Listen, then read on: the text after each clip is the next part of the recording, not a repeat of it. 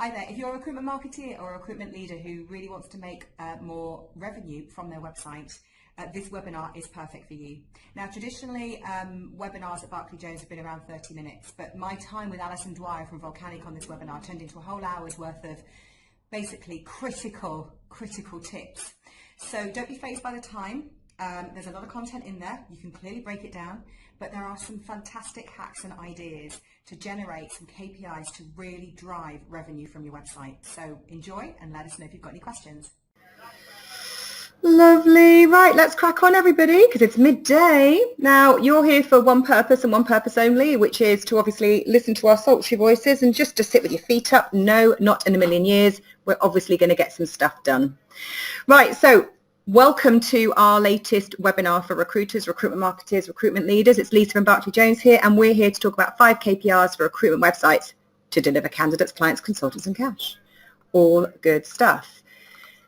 I'm actually delighted to have the fantastic Alison Dwyer from Volcanic. Hi, Alison. Hello. Hi, everyone. It's nice to be here, and thank you, Lisa, for inviting me. I'm really looking forward to this webinar because I know how difficult it is to deliver on great KPIs within marketing. So I'm happy to share experience and war scars. Now, Alison, I don't think very many people have heard of Volcanic. It's a tiny little kind of, it's like a one-man band that does, what is it? What is it you do again? We sell ice creams out of a bespoke ice cream bicycle. So, for those of you who don't know, we are a technology company, a software as a service platform that we believe delivers the best websites and job boards for the recruitment industry. We are, as we say, a company that believes in looking after people, managing people, whether that's ourselves, whether that's our clients, or it's the people that you place in jobs and roles and careers. Fantastic stuff. Thank you. Nicely put.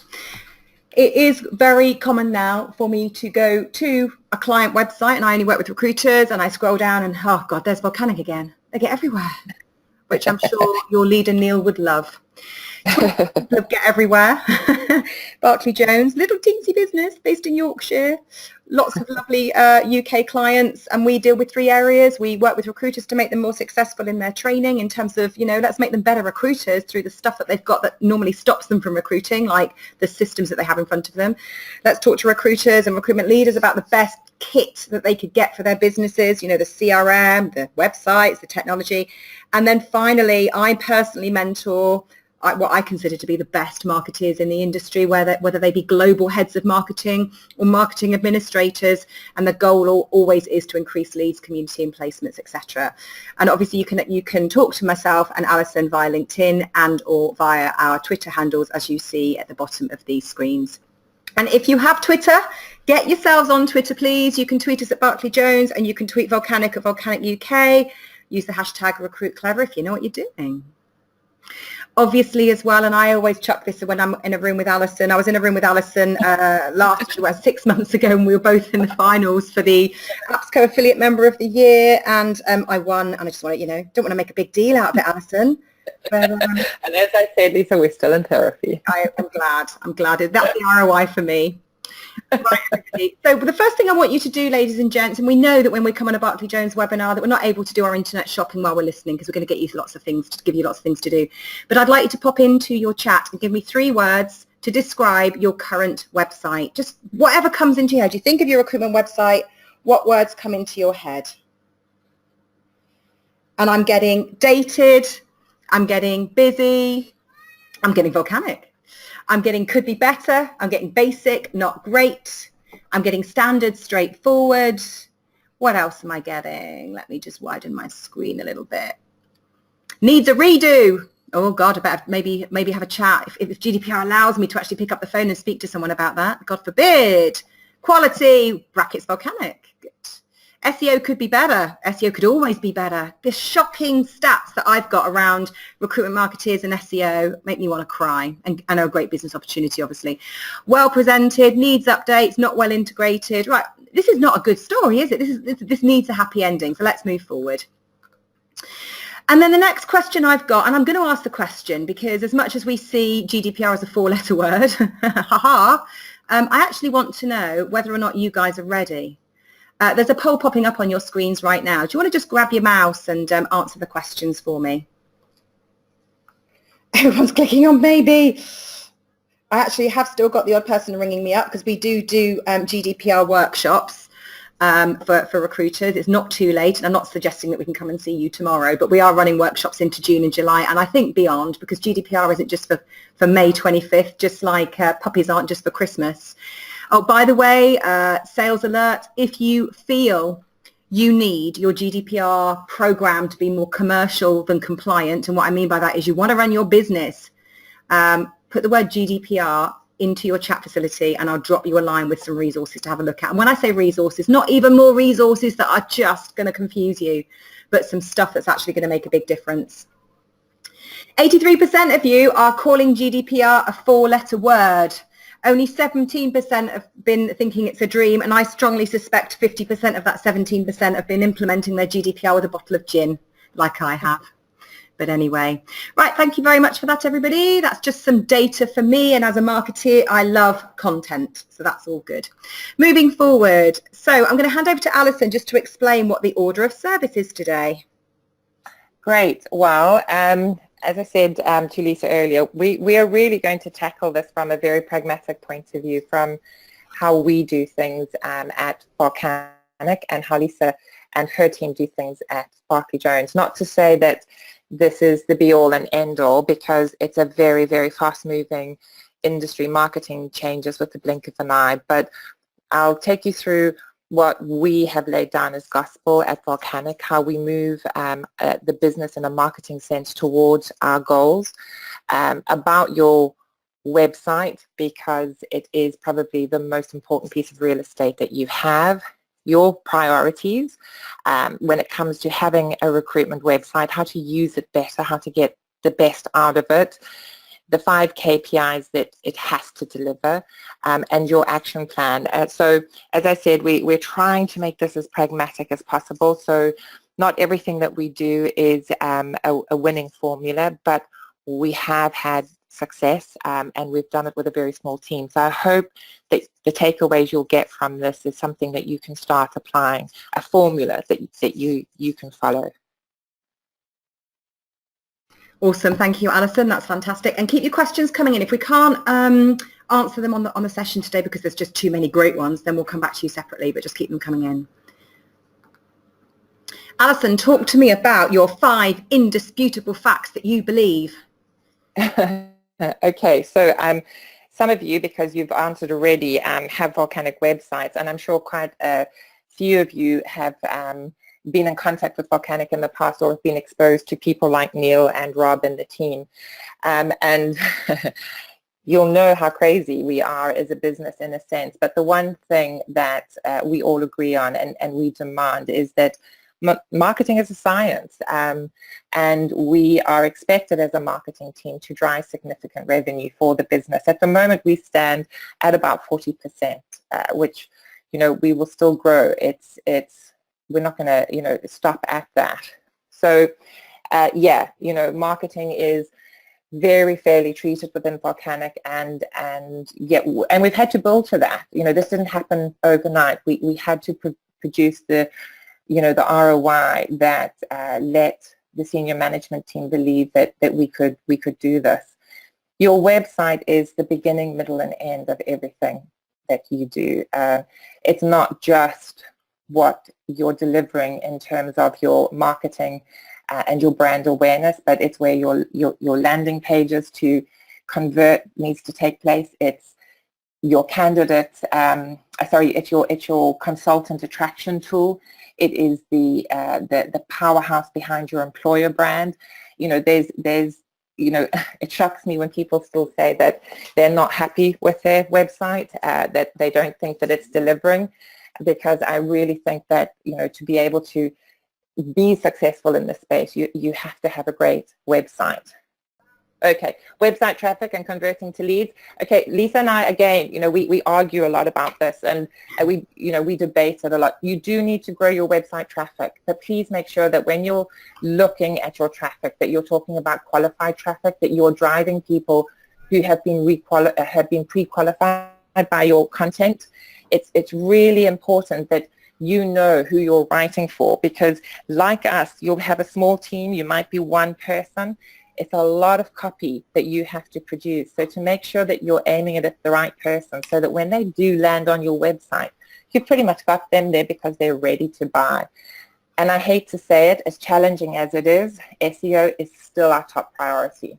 So that's, how we run Volcanic. I think there's loads of improvements still to come, but I think we do a pretty successful job with it.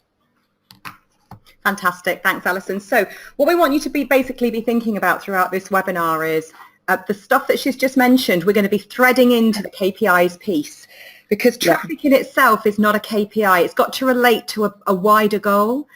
But what we want to understand is what's the biggest barrier to you generating ROI from your current website? Can you please pop into your chat facility again and just pop in the answer to that question? What do you think the biggest barrier is? If you're measuring ROI, I mean, I'm still coming across some of my recruitment marketers when I start working with them that they're just measuring traffic and then they're not really... Go on, sorry. Yeah, Lisa, just interjecting in that, in terms of as everyone's sort of sharing those, their thoughts on this, it would be amazing to let you know the significant percentage of even our clients that don't log in to their websites. Between 6 and 8 weeks, some of our clients haven't actually been on their websites. They don't blog, they don't change the content. So, the stats that we have are pretty significant. And it's, if you're following anything like all the beautiful HubSpot blogs and the stuff that Barclay Jones and Volcanic are regularly sending out, HubSpot's latest stat are that, or a stat is that even as a marketeer, if you're generating the leads and you're qualifying them, they're not being nurtured. In fact, up to 50% aren't, which is just utter craziness. Yeah. So there's lots of you from your chats that are telling us you're not measuring at the moment. You've got no time to check the stats. So people are, and it's, but again, I mean, you don't need Alison and I to tell you that if you're admitting that you're not checking your stats because you're too busy, then I say to all of my clients, so because a third of my business is mentoring marketeers, and often I'll get told, I haven't got time to I haven't got time to learn, I haven't got time to improve. And I'll look at them and go, are you really saying that out loud? Because actually the reason they probably haven't got time to improve, they haven't got time to assess, is because they're doing the wrong stuff. And it's a little bit like, you're running a marathon, but you're going in the wrong direction. You're never going to get to your destination, but it's hard work. But as long as you're tired, you're okay. Any thoughts on that, Alison?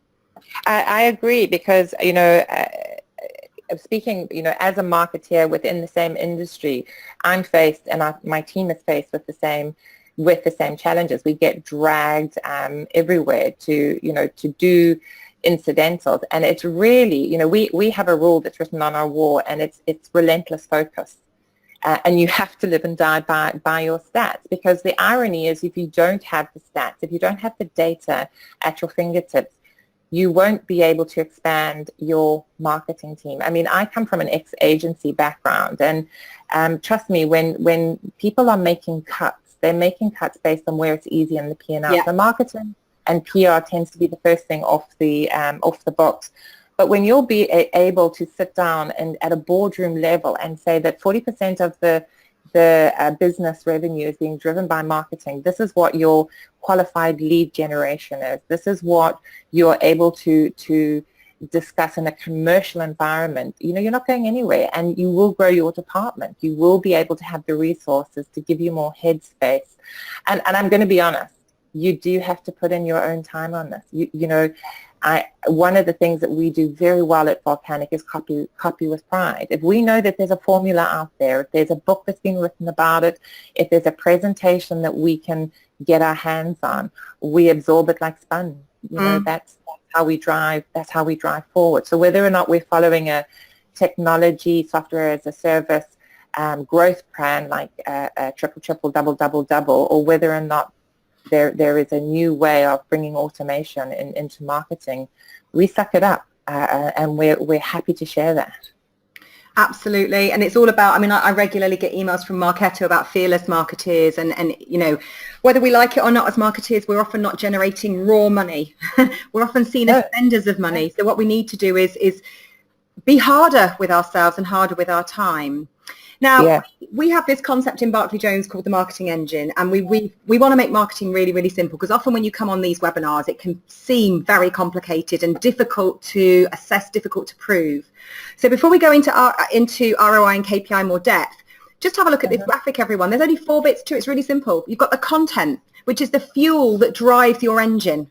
And if you imagine you're Lewis Hamilton, you know, you're not just going to pull up to Tesco's with your club card and stick the diesel thingy in and off you go. You've got a specific type of fuel that's going to really turbocharge your car or bike. The bike's got 2 wheels, which is helpful. So we've got inbound marketing and web. Obviously, we're talking about web today, which is a mixture of all sorts of beautiful things. And then we've got outbound. We're going to talk about a lot of this today. But ultimately, if you put the right fuel in your engine, you will generate the right kinds of leads. And I'm talking about candidate leads, client leads, consultant leads. All of this stuff is really important. So you've got to look at this. And as much as we're looking at web today, there are other things that you need to think about as a marketeer that you need to be KPI'd on. And God forbid you're KPI'd on the number of hits to your website, the amount of time people have spent on it, what your bounce rate might be. And what I'm talking about here is the vanity stats associated with that. And Alison's going to spend a bit of time on this today, but vanity is just the top line number. But at the same time, you haven't got time to write the right level of content, so you're attracting the wrong number. So let's move on. So Alison's going to spend a bit of time talking about the 5 key priorities of a recruitment website. Okay, so regardless if it's vanity or sanity, you're still going to want to see numbers going up. So, you know, this is why if you're saying to me you don't have time for stats, you really do have to make time. Start benchmarking so that you can see that you are making progress. And there, as I said, you know, this is not Volcanic being really clever about this. There is information, there is formula, there is lots of examples that you can follow. And essentially there is an absolute relationship between pre-qualified traffic, conversion rates, and what is so significant about it is small incremental improvements on conversion rates and the quality of leads that you're bringing onto your website have a profound effect on the bottom line in terms of the actual numbers. So when we talk about increased and improved content generation, right to your persona, you know, you have so little time on your hands. So if you know what the kind of candidate that you're looking for, if you know who the consultant that you're going to next have to place, write content that attracts them, quality content. And if it's something that they're not going to read, don't write it. You know, grab the HubSpot or any other inbound marketing software organizations learnings on how to write for personas and get that pre-qualified lead. You know, the reality is the last Harvard Journal statistics that were being touted is that when people land on your website, they're 53% ready to buy. So, you know, how you're driving them to you is through content marketing. Give them an opportunity to share their details with you. You know, landing pages, subscriptions, grab their email addresses. Okay, so get an understanding of where your traffic's coming from, who those people are. Okay, how qualified are they? Well, you'll know because they're going to be jumping on landing pages, they're going to be giving you details, they're going to be subscribing. Increase the conversion rates. How do you do that? Very easy. You know, make it easier for them to drop their details in there. Do A/B testing. Increased and improved content generation. As Lisa said, there is a wealth of information out there. You don't actually have to write everything. Make sure you've got a fantastic calendar in place. So if you're writing for candidates, if you're writing for clients, if you're writing for consultants, make sure that you're upcycling your content. Who's writing it? When do they have to write it? What search words are you going to be using? How are you going to steal other people's? You can steal mine. I steal Lisa. And I share our content all the time. You know, work out what it is that you need to harvest. Improved SEO, I'll tell you a little bit about how we do that and how straightforward it is, and your increased social engagement and traffic. Again, really understand where you are getting your traffic from. You know, if you're getting a huge amount of traffic from Facebook, why are you not focusing on Facebook? And again, this goes in terms of from a recruitment perspective as well. Where are you getting your candidates from? You know, how many candidates are being sent to you by Indeed? So you might be sitting with 1,200 that are being flushed through the system, landing on your website. But have you ever looked at the conversion rates? So you might only get 35 coming from LinkedIn, or you might be getting 20 coming from Facebook. But the conversion rates of those are 50% or 30%, whereas your conversion rate for Indeed might be 0.2%.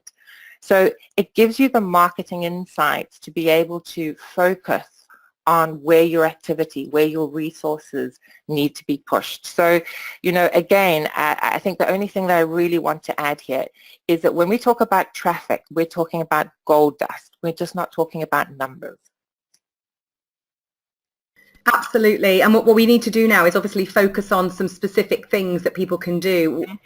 When we've asked the question earlier, guys and gals, how you're measuring success or that kind of stuff, if you're not really looking at your Google Analytics data and traffic and so on, what are you doing to prove that what you're doing is working? Can you just... No, you can't say that. You can't say you're not looking at Google Analytics. You're all looking at Google Analytics. You'd be surprised. I've got some clients that aren't Volcanic clients, granted, and when we meet them, it turns out they don't actually have Google Analytics code set up on their websites. Can I just make a point here? You know, we use HubSpot at Volcanic, and we probably use a number of other analytics tools. But the reality is that the best analysis you're going to get is from Google. You don't need anything fancy. You just need Google. And to understand it and to use it, you're not going to get better information than from Google Analytics. I wonder if we've got an opportunity in the next few months, Alison, to run a webinar specifically on that. Absolutely. And trust me, okay, I'm putting this out here. I'm old. You know, I'm from the ancient marketing background, you know, and for me, you know, it was a real challenge to get my head around the fact that we are now a data-driven industry. And you've got to take the time and learn, get the certification, get some training under your belt, because as soon as you understand your data, life just becomes so much easier. Absolutely. So we're getting people just saying that they're looking at the placement ratios, but a lot of people aren't actually measuring impact. The problem that you've got, my ladies and gentlemen, is if you're a marketeer on this webinar and you're not measuring the impact, then it's likely that you're not having any. Or if you're not measuring it and then it does come to, God forbid, a recession or a downturn in your business, then you're a very easy target. Just have a think about that.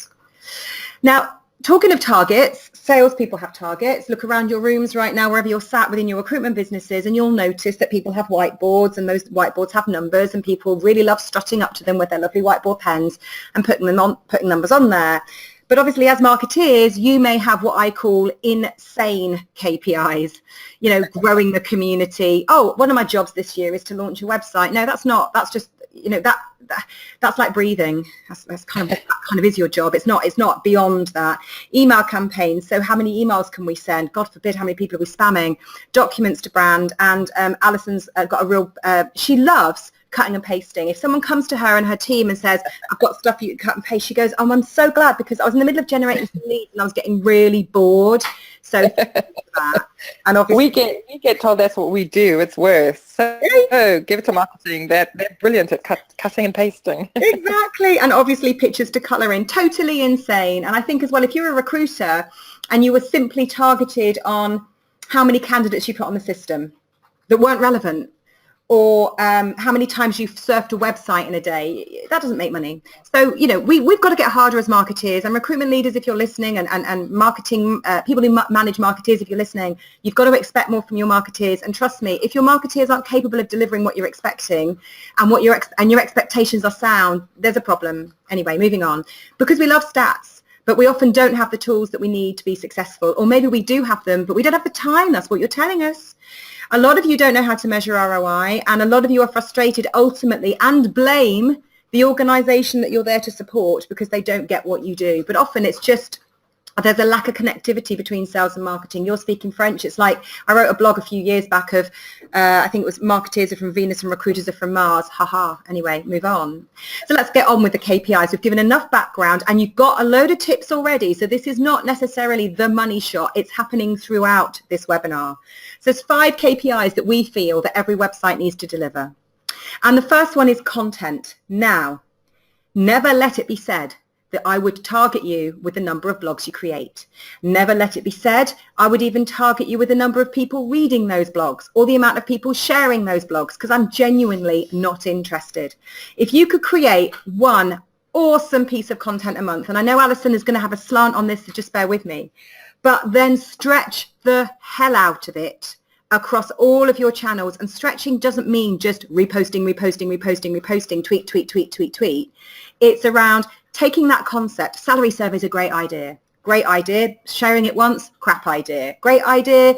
Taking segments out of it, quoting it, doing quote cards, a little bit of Canva here and there, bit of a webinar here and there, maybe write another blog about the trends, get a quote from an industry leader. But think about your content, because your content will improve the content of your CRM. And if we know what's good for us, we know that when you link your CRM to your website, and I'm not talking, it may be that you can't tangibly do that technologically, but you can do it psychologically, that you're improving the content of your CRM. And trust me, if you've been in recruitment as long as I have, you'll know that that's where the gold is.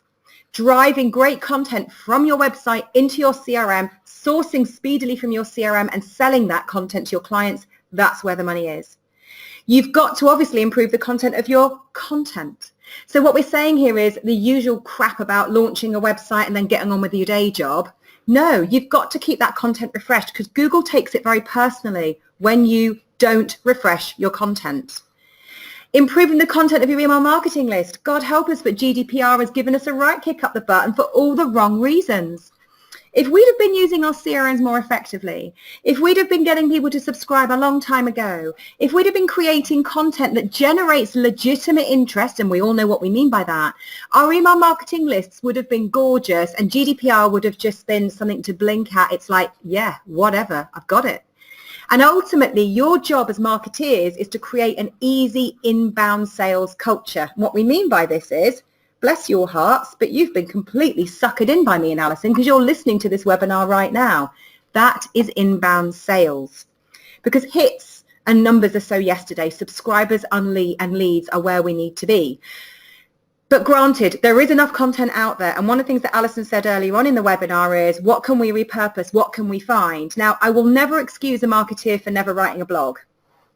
But I will never excuse them for not finding content that they can put their arm around. And Alison used the word stole earlier on because she's clearly a rebel. I would use the word share because I'm a polite young lady, she says. There is enough content out there that you can then turn into leadership. For example, you're an IT recruitment marketeer and you find the top 3 podcasts that are happening within your industry. And if you can't do that in the next 30 seconds on Google, then you're doing something that's a little bit more complicated than you need to do. If you can't get your recruiters to ask 10 of their candidates what industry magazines they read, then there's a problem.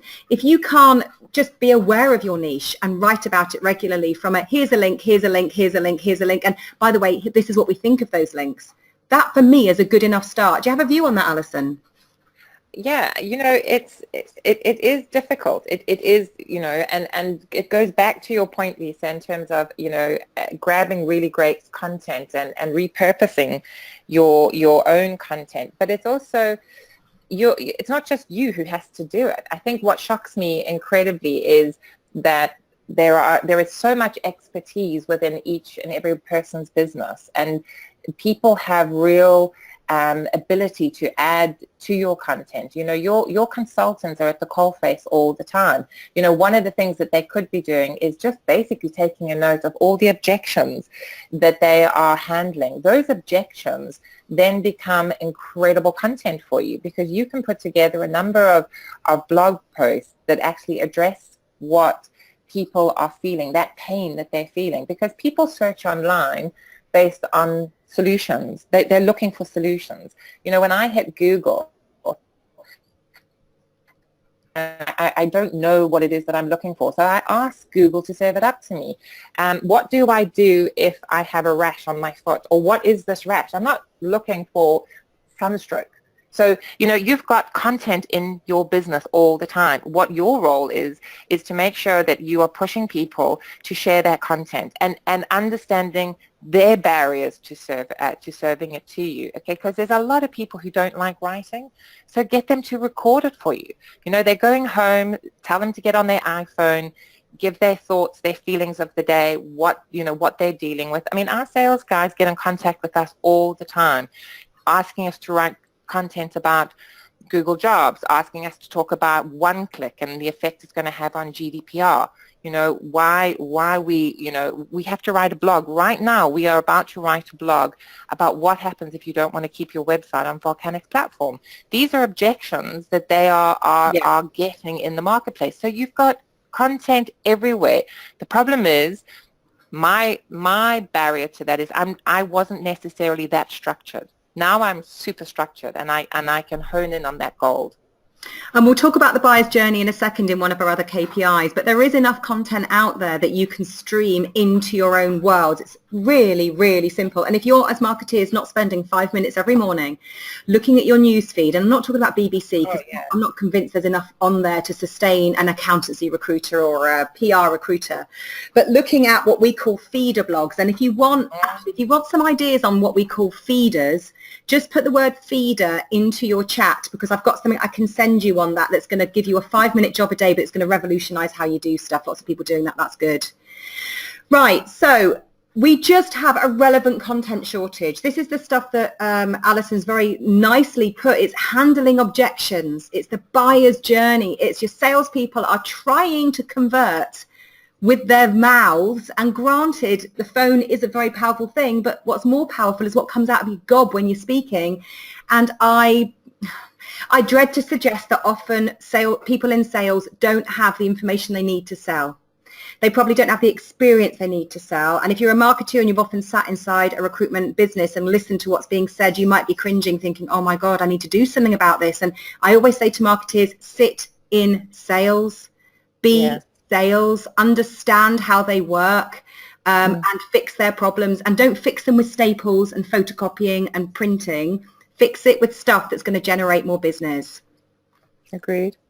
Our marketing team sit in support ticketing and listen to what's coming through on support tickets, because it's gold. Absolutely brilliant. And back to the GDPR, because our job as marketeers is to generate and facilitate and retain legitimate interest. Again, if we'd have been doing this 5 years ago, GDPR would have just been a fly to swat, not a massive disruption. But legitimate interest is your get out of jail free card. And if you can generate enough of this and keep people coming back to your website, and prevent them from unsubscribing and prevent them from abstaining and abdicating, then that's bloody amazing. Think about how you're doing that every day. Now, Alison wants to talk to you about how to write an SEO blog, because content's great if people read it. So off you go, Alison. So for me, this was probably one of our big aha moments at Volcanic. I haven't checked because I'm not at my desk at the moment, but if you search for recruitment websites, recruitment website templates, Volcanic is on the front page, and we don't do any paid for SEO.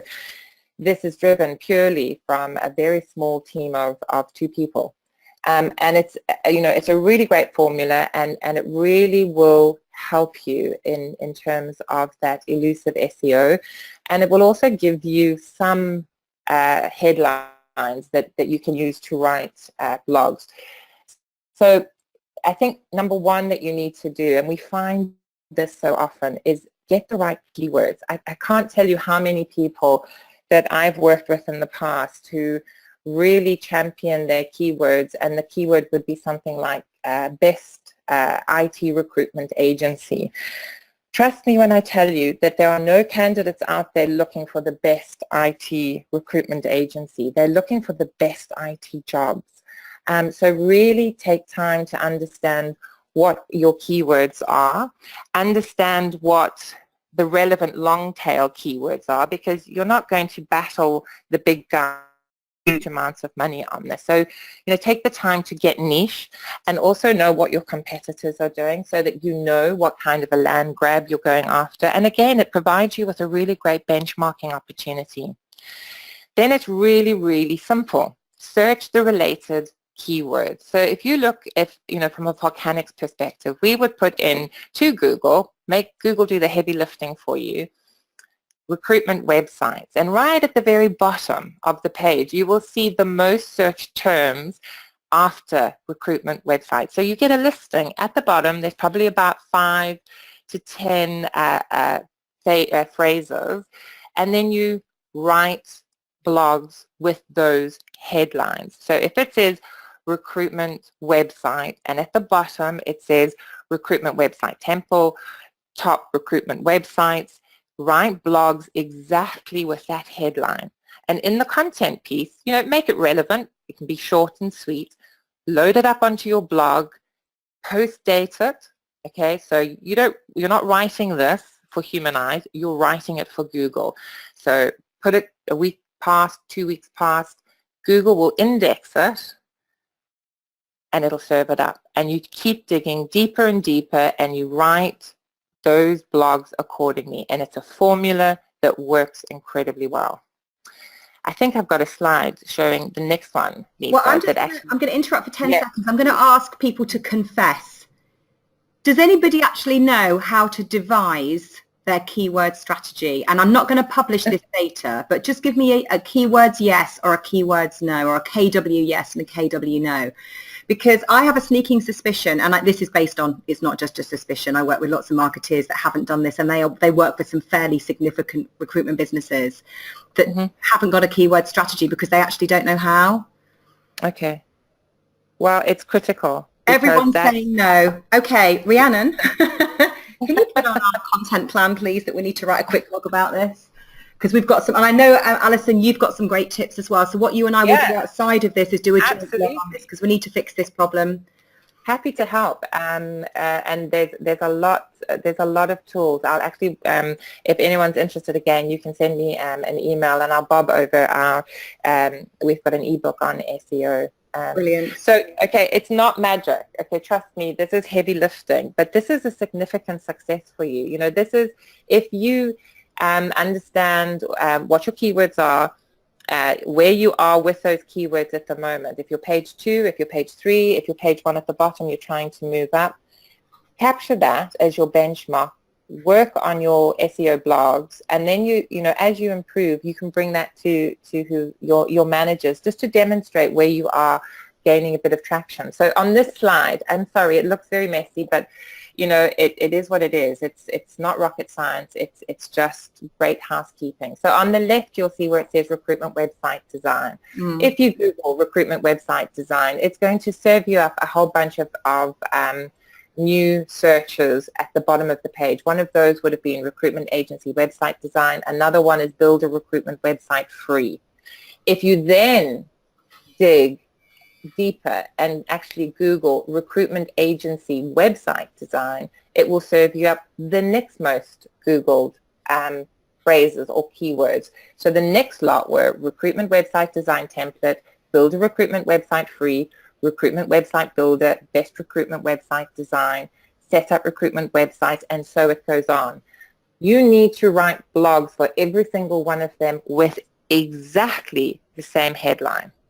Nothing different. Don't try to get clever with semantics or wordplay. That's what you want to write. Then you backdate it and you post it. And the reason why you'll see the ones that we've done, they're in blue. And if you don't know that we're a recruitment website company or we are very interested in GDPR, I would be very surprised. And that's just heavy lifting. That is taking the time out, writing 2 or 3 a week, getting them posted, and you'll start to see the results being delivered. I cannot tell you how successful it's been for us. And as I say, I think one of the challenges that I had in marketing is working with different agencies that are almost black art. SEO was this thing I just didn't really understand. You're serving me up some great plan for 20,000. I'm thinking great, because I didn't know enough around what SEO was and how works. One thing before we leave this slide that you have to remember to do on every single blog that you're writing, make sure that you have a link back to your homepage in that blog, because how Google indexes is it looks for a number of links, and inbound links work. So that's a really, really critical piece. And if anyone wants any more information on it, you want to do a deep dive, get in touch. Happy to help. Lovely. And apparently there's a one-year-old baby watching us right now called Jacob. Hi, Jacob. Just wanted to say hi. Hello, Jacob. We're obviously, you know, they're starting them really young. That's all I'll say. Yeah. Right, let's Can you move imagine on. what technology is going to be like for him? If you want your website to generate better content for your website and for your CRM, and you want to know more about how we do that, again, this is not selling anything, but we've got loads of content to send you. Put the word content into your chat and we'll send you some stuff outside of this.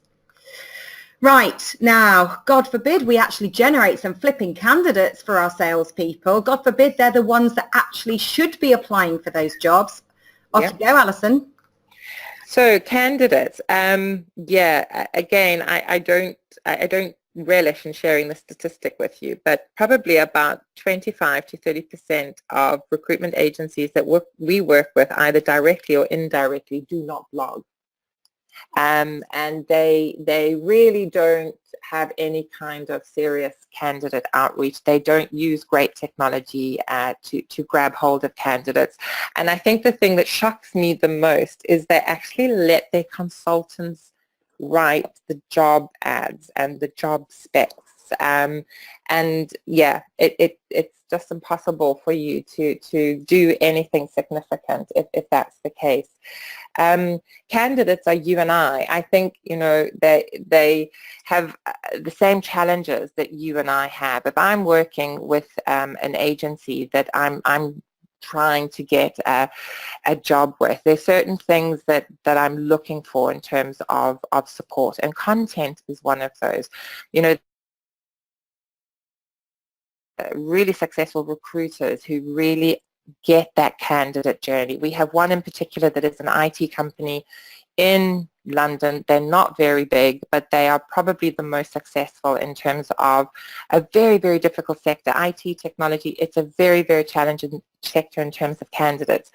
But they have designed their website to respond to their candidate needs. It's not a vanity project, it's not a brochure project, it's understanding that they're dealing with pretty much geeks who like things paid back very quick, and they have designed a website that facilitates that candidate journey. They also write incredibly good content to support their thought leadership, really interesting, curated content. And again, they do it very well because they recognize that their candidates are in a particular environment and are only interested in certain things, and they only write to that. They don't comment on anything else. The other thing that they do incredibly well is that they have a number of touch points. They do passive recruitment incredibly well. They have very good communities that exist offline and online that they're always nurturing, so that when they do have that big role that needs to be placed, they already have a network around them. And it's all driven through their website. I'd love to tell you who the company is, but I'm probably not allowed to. But, you know, they do tremendously well. And it's content. It's content and communications. KPIs. Are you handing this to me, Lisa? Absolutely. So in terms of the measurement slide, what have you got to add there? Because obviously we've got 5 elements from a measurement slide when it comes to candidates. Okay, traffic. Okay, traffic and acquisition. Okay, these are really critical. Where is your traffic coming from, and how much attention do you pay to that traffic source? How many of you understand the difference between organic and direct traffic, and why you have to have a different play on both of them? Okay, so please don't tell me that you know, you're presenting to your board or to your line manager that your traffic has gone up 10%. You know, you're going to get a shock. You know, with what's happening with Google at the moment, with Google Jobs, Google's not sending traffic out of America anymore, because why would it? You know, where they're moving with Google Jobs, you must be seeing a drop in your traffic numbers, because Google have pretty much switched it off. Unless you're in America on an American domain or a stack, or unless you've got content that really serves up the kind of content that Google's going to look at, like an address in America or roles in America that are very American specific.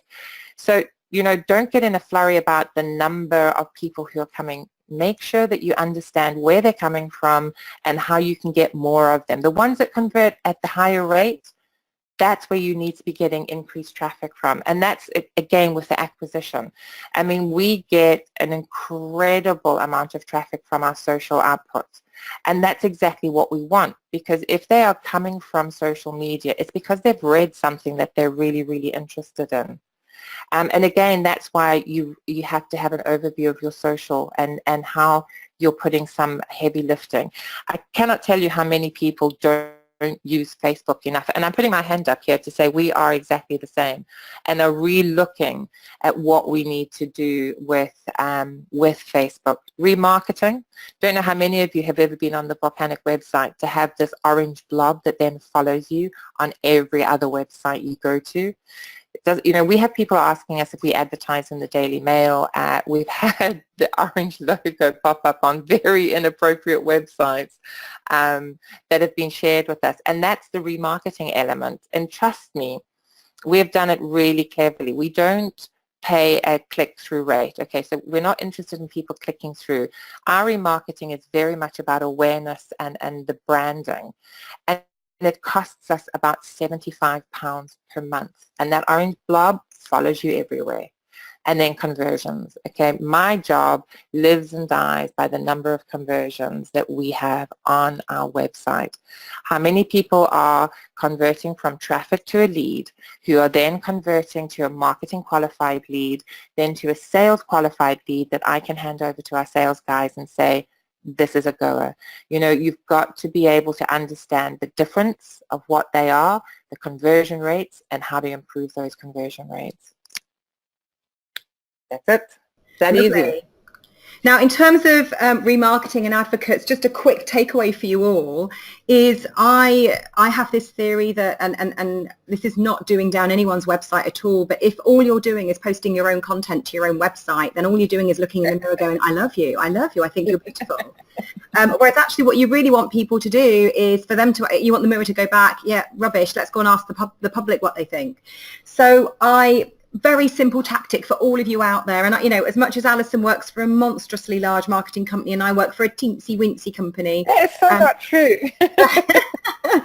the advocates piece is key to the success of Barclay Jones. The reason why you may be even on this webinar is at some stage you saw Lisa or one of her colleagues speaking at an event, or you saw Alison, or maybe we even talked about each other online. Having advocates is key. Knowing when their birthdays are is key. Yep. Knowing what events they're at is key. It's not hard work. It's just called relationship building, and that's your job as a marketeer. So you've got to think about... Yeah, go on. One of the best things I did ever in terms of this advocacy piece was sit down with my 17-year-old daughter and ask her to explain to me Insta-famous. Instagram famous. What's this all about? They know how to do it. Grab a 16 or a 17-year-old and understand how to become famous online, because the hints and the tips that they give you are amazing. I mean, and it works. You have to have online advocacy. Awesome. Think about, in the next week, here's a takeaway and a job for you to do. Go and find out who the top influencers in your sector are. I'm not interested in clients, and I'm not interested in recruiters. I support recruiters. Alison supports recruiters. So our influencers are going to be Greg Savage. They're going to be Anne Swain. They used to be Kevin Green, and they probably still are to a degree because he's still very well respected even though he's moved on. Think about who your advocates are. Think about the fact they need to be positive and passionate. There are some advocates in the recruitment space that I wouldn't want to get up on stage with because they're very negative, and that's not my brand.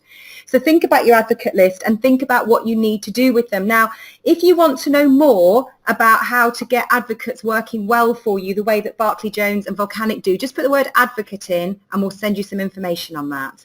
And Lisa, if I can just interject very quickly on this, don't forget that your advocates have to be in the sectors that you service as well. Yeah. You know, if you are in manufacturing or logistics, if you are in IT, you really need to know who the players in that market is and start off.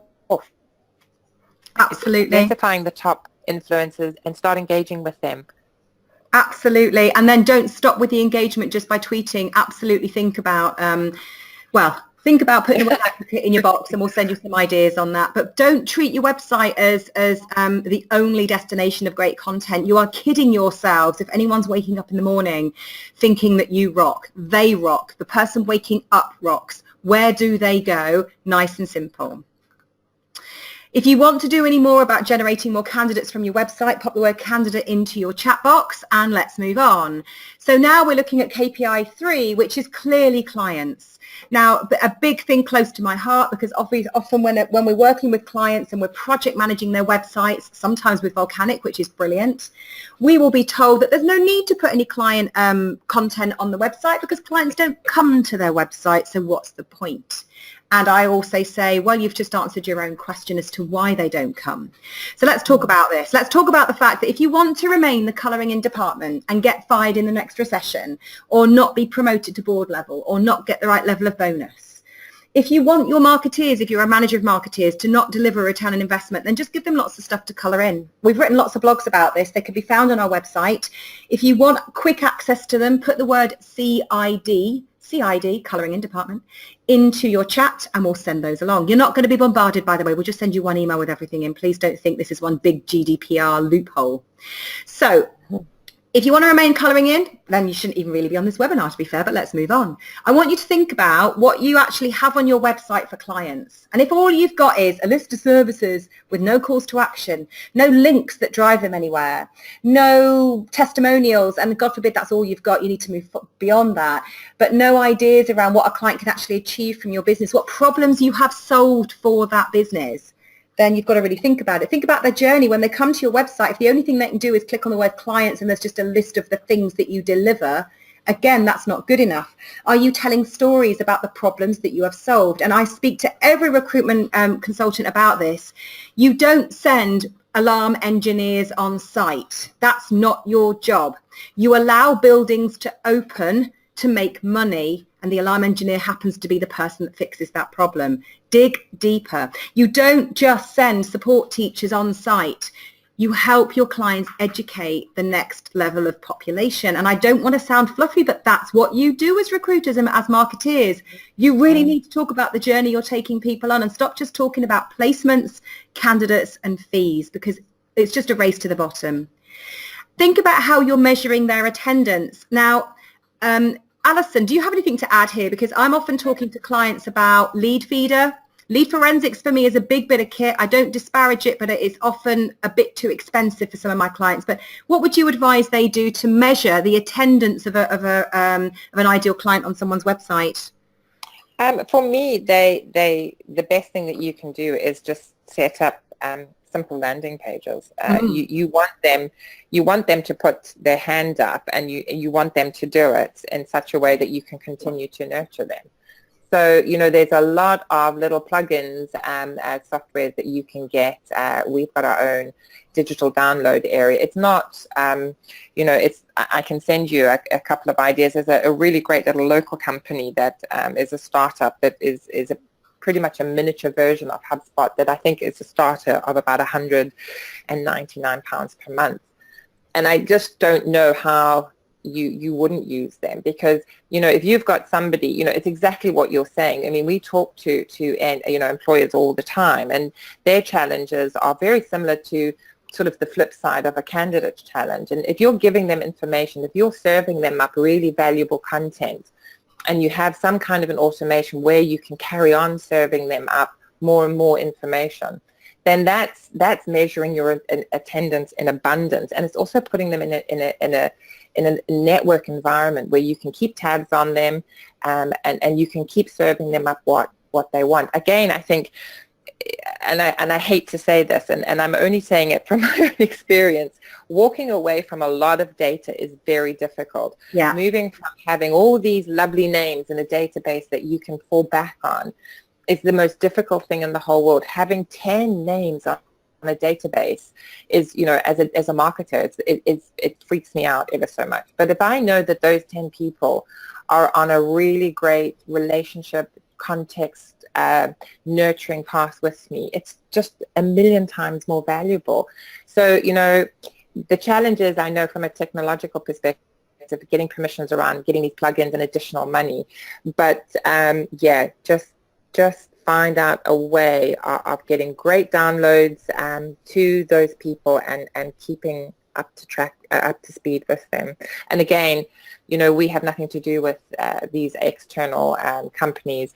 I just come across them because I'm interested. So if anyone wants names, just give me a shout. Absolutely. We use Lead Feeder at Barclay Jones. I've got some of my clients trialing it right now. I don't get any money for saying that, by the way, ladies and gents. But the reason we've used it is we trialed quite a few, and I'm a small business, and I just wanted Lead Feed to do two things. One, to tell me that my website needed a kick up the butt. It told me some scary stuff, if I'm honest. It told me about all the wrong people coming to me, and it made me change my landing pages and my content. And then once we've done that, we can now see people coming in, and it connects with MailChimp, and seriously, it's a joy. Fantastic. Yeah, they do work. I mean, I cry. We adjusted our Google stats when I first, sort of like the first month into the business, and the traffic fell through the floor because I realized that all our sales guys and client-facing guys were on our website. When they stopped visiting the website, my numbers bottomed out. Yeah. And that's scary, but at least you're dealing with the real deal once you get the finite numbers. Yeah, I mean, we all know this because if you were to, marketeers run events all the time, if you've got the wrong people coming to events, it costs you money. Oh, hugely. It really does. And online costs you money when it's the wrong lot. So think about how you're converting them. Think about this. Think about the buyer's journey. Now, if you're into HubSpot like Alison and I are, you will have seen this before. It's just that I've changed the word delight to retain because I'm always uncomfortable with the word delight. It puts too much pressure on us. I'm not convinced that anyone sat there. I always think of delight as a seal that you've thrown a fish at and they're clapping their fins. I don't think that recruiters are able to do that to their clients and candidates. Maybe that's the ultimate USP. But I do think retain is the goal, isn't it? It's to retain their attention, retain whether or not they're listening, retain their subscription. That's what GDPR again is telling us. So the buyer's journey sounds like a real metaphysical, theoretical thing for marketeers. But what it basically flipping well means is if all you're doing is sending out case studies and testimonials, no one cares. If all you're doing is sending out jobs, no one cares because that's part of the consideration decision bit. What are you actually doing to make IT managers aware that they might need a new job, that they are having a challenge in their current role, that, it's crazy stuff. All we do is talk about recruitment in Barclay Jones, and we're regularly just sending out awareness content that people can view. And then once we've seen that they've become aware of their issue, i.e. they're spending too much time online, or they're spending too much money on LinkedIn, or their website isn't delivering ROI, funnily enough, this is an awareness piece of content. You're going to clearly start considering Volcanic and Barclay Jones as someone who can help you. Then what are you going to do next? You're maybe going to look at our website or subscribe to our newsletters or look at the case studies on our website to help you make a decision. And then at that stage, once you've made a decision to work with us, our job is to do something about that. It's simple and seamless. And none of you have even probably felt that that's happening, but that's what's going on. Don't feel under pressure. We're not outside your doors right now with an invoice. But just think about the buyer's journey, because often what we do is we're doing too much of the consideration and the decision, and we're doing bugger all awareness and retention. They're really important parts. And you've got to capture subscribers at every point of that. Sorry, Alison. No, it's just the other thing is that just to add to your pain from a marketer's perspective is it has to be personalized. You can't just serve up generalized information because you've got different personas, and you have to make sure that you're giving them their information, not just the content in terms of their required messaging, but serving it up in a way that they want to read it. How do they access this information? So as much as websites are great, social media are great, there are other ways that people access that information. So you really have to put personalization as central to anything that you're doing. Brilliant. Now let's move on. I'm very aware. So there are 4 types of blogs, Alison. Rattle through these because people are going to start needing a gin and tonic, I think, as time. So please, one thing that you need to do is go online and find yourself how to set up a content calendar. Do it. 6 weeks out, plan it, because everyone sits in front of their computer thinking, oh shit, I've got to write a blog today. What am I going to write it on? Okay, 4 types of blogs that will appeal to your candidates, your consultants, and your clients is around thought leadership. If you're trying to do some employer branding, you don't want, you really have to say about what makes you a great place to work. If you go on Volcanic's blog, you'll see that we do a number of blogs from our team members, people like me. This is what it's like to work in Volcanic. This is particularly what it's like to work in Volcanic if you're a woman, because we have a very, very strong 50-50 agenda. Thought leadership is what they're looking for. They want to feel comfortable that you are the right company to deal with. It's a validation process. So find people who have got clear commentary views and are not afraid to share them. We have it in the form of Neil Pickstone. There's blogs that never make the light of day because I think, we're not going to say that. Okay, so thought leadership is what people are looking for. Solve their problems. Lists, okay, whether you like them or hate them, lists are manna from heaven. People have the attention span of drunken youths. They want to know the top 5, the top 3, the top 10.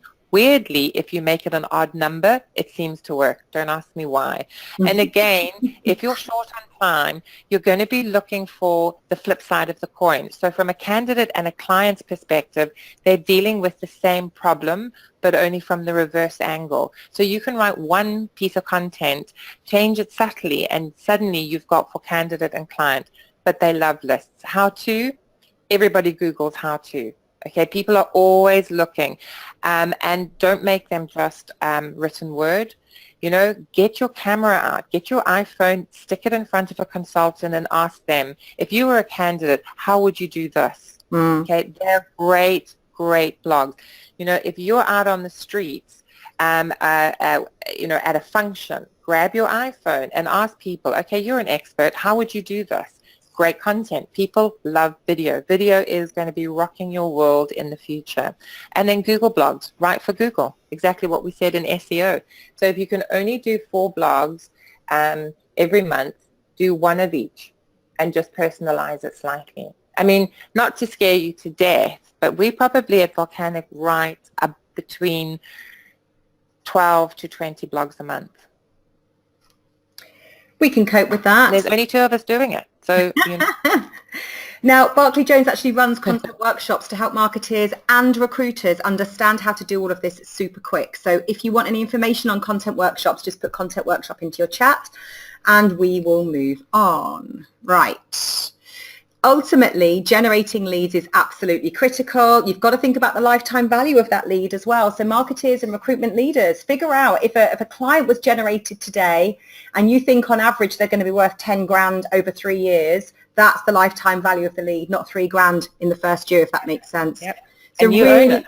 Yeah, absolutely. Give credit to marketers for generating lifetime value, not just a placement. Think about that. So if you want to generate more leads from your website, pop into your chat facility clients and then let's move forward. So the next thing very quickly is consultants, and I'm going to rattle through this. If you're not generating consultants from your website, you're doing something wrong. They're going to be probably the one demographic that's very keen to look at your website. So with things like Lead Feeder and stuff, you'll regularly see your own competitors looking at you. Rock and roll. They're the ones that have got something to fear and potentially the ones that you want to bring into your own business. Think about what your Meet the Team page actually does. Think about the journey that consultants have when they come onto your website. What are you actually doing with that journey? Or is it just a Meet the Team page of the LinkedIn box? God forbid we start demonstrating how to recruit through technology well enough that our clients go, oh my God, they're doing such a great job. We'd like them to do that for us. So stop using cobbler's shoes or, cobbler's children or whatever, and busman's holiday excuses and any other crappy terms to excuse this lack of consultant attraction, because 61% of AppSco clients last year were asked what their biggest challenge, 100% were asked what their biggest challenge was, and 61% said recruiting my own staff. Have a think about that.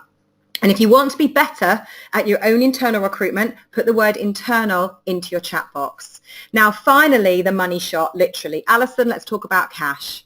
Okay, so as I said, we are very much around putting a number next to what we deliver in terms of marketing, but you need to look at it from a company-wide perspective. So we look at leads, absolutely. We look at conversion, but we also look at other detailed information around cost of customer.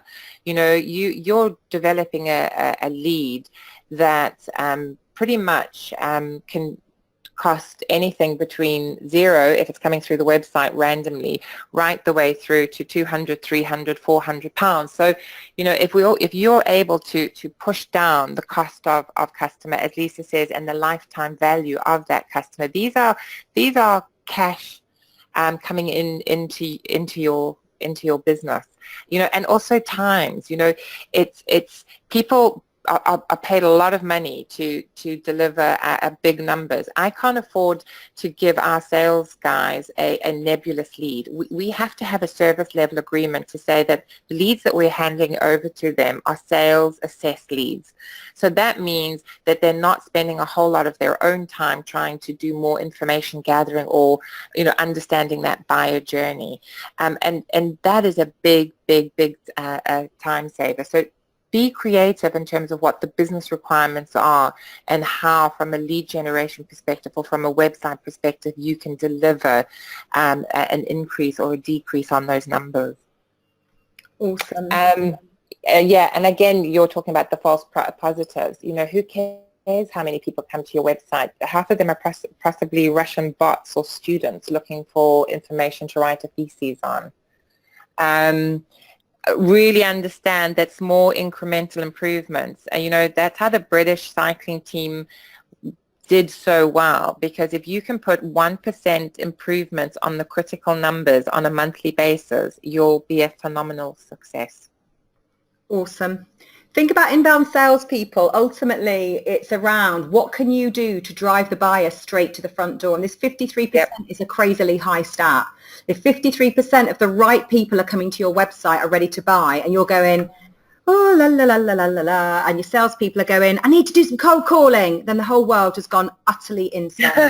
And that's where these crazy metrics in the past come into play. You know, your bounce rate on your contact page, if it's at 80%, you're doing a bloody good job. Yeah, brilliant. Okay. If you want more cash from your website, pop the word cash into your chat, please. Let's move on. Right, let's finish. 5 KPIs for every recruitment website. Really simple. Content, candidates, clients, consultants, and cash. Yes, traffic will drive those. Yes, the overall content of the blog and the emails that you send, but you've got to be focused on those 5 things. And if people are asking you to do stuff on the website or asking you as a marketeer to do stuff that doesn't fit into one of those 5 boxes, there is an opportunity to go, why? What's it going to do? Help me improve what I'm here to do. So have a think about that, ladies and gents. Think about tuning up your sales and marketing engine. The website is a crucial part of that. Create some sanity with your KPIs, because this insane approach to not looking at data or measuring the wrong kind of data just keeps you busy. It doesn't actually generate what it is you've been employed to do. And you know what the best thing you could do today, which is GDPR compliant, and we all want to be GDPR compliant, is to subscribe to Barclay Jones and Volcanic's blogs. Very important thing if you do. So tell me what your takeaways are, people. Pop some ideas into your chat. What are you going to do now you've spent, bless your hearts for sticking with us, a bit of time on this webinar, but I think that all of the content has been more than viable. What are you going to actually do now when you leave this webinar? And don't be facetious and say, eat your dinner, because you can do that whilst you're doing stuff. So content calendars, somebody wants a new website. What else have we got? Identify keywords for blogs. What else have we got coming through? Promote our content more, Google blogs, start measuring, share with the directors, SEO, make your content work.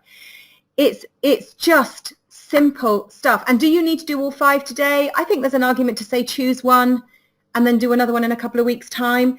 Don't drown yourself in KPIs. Start small and aim high. Get benchmarks in place. Pick 2 critical benchmarks. Put the numbers down. set up your Google. You know what? If you don't take anything away from today, take one thing away. That is to go onto Google Analytics and understand how to set up goals and campaigns and do it. If you have to take this long weekend, Google has got great information, great training. There are other books out there. Just learn how to do it, you know, and I promise you, it will, those numbers will change your life. Fantastic. And as a side note, Alison, thank you very much for that. Barclay Jones has a wealth of stuff on its website, as does Volcanic. So get online and start subscribing and read up on stuff. That is your job, is to get better every single day. Thank you very much, everyone, for standing by on this. And thank you very much, Alison, for joining us. It's an absolute pleasure. And everyone's got my email and my Twitter. You know, we're always happy to help. Take care, everyone. Bye.